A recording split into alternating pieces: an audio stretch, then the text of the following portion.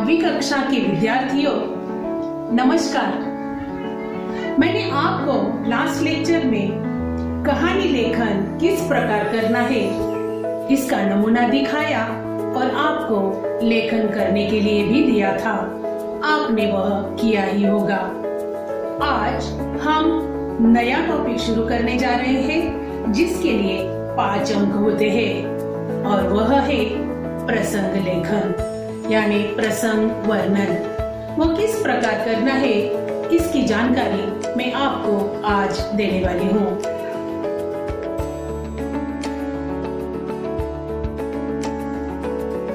प्रसंग वर्णन। ध्यान में रखें, विद्यार्थियों से परिचित कोई प्रसंग दिया जाता है।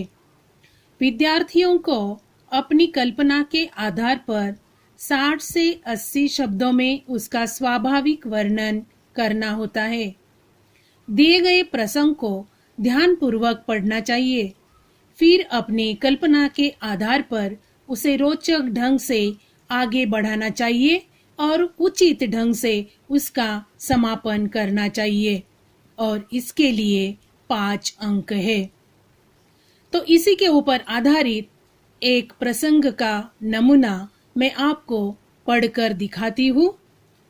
प्रश्न इस प्रकार है, निम्नलिखित संदर्भ के आधार पर प्रसंग वर्णन कीजिए। ट्रेन के सफर में एक वृद्धा अपनी सुंदर सी पोटली में से कुछ निकाल कर खिड़की से बाहर फेंक रही थी। मैंने कुतूहलवश उससे इस बारे में पूछा तो उसने मेरे सामने अपनी मुट्ठी खोली। उसमें विविध प्रकार के बीज दिखाई दिए।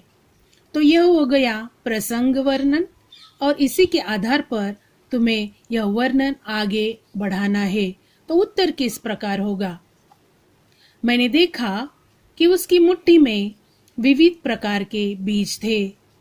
मुझे समझते देर न लगी कि वह महिला क्या कर रही है।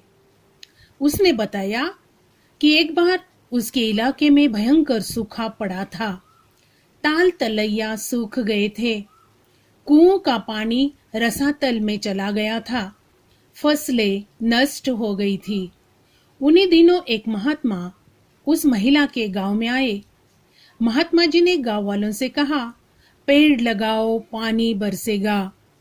अगले दिन महात्मा जी ने आगे के लिए प्रस्थान किया। कुछ लोगों ने महात्मा जी की बात मानकर पेड़ लगाए। वर्षा के दिन आए तो उस इलाके में अच्छी बरसात हुई।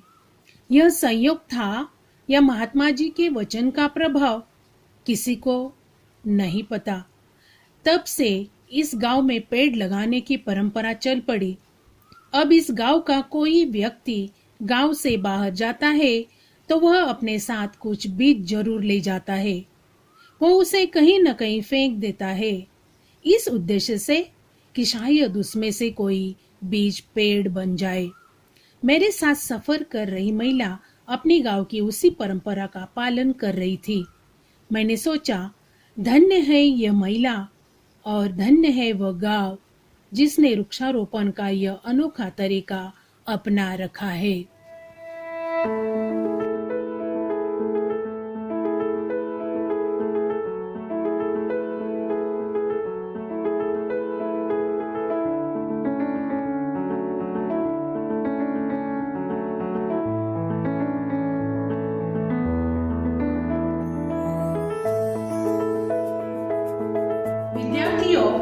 मैंने आपको प्रसंग वर्णन किस प्रकार करना चाहिए इसका एक नमूना समझाया और दिखाया है।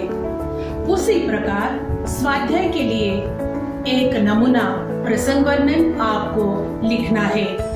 मुद्दों के आधार पर उसका लेखन आपको करना है।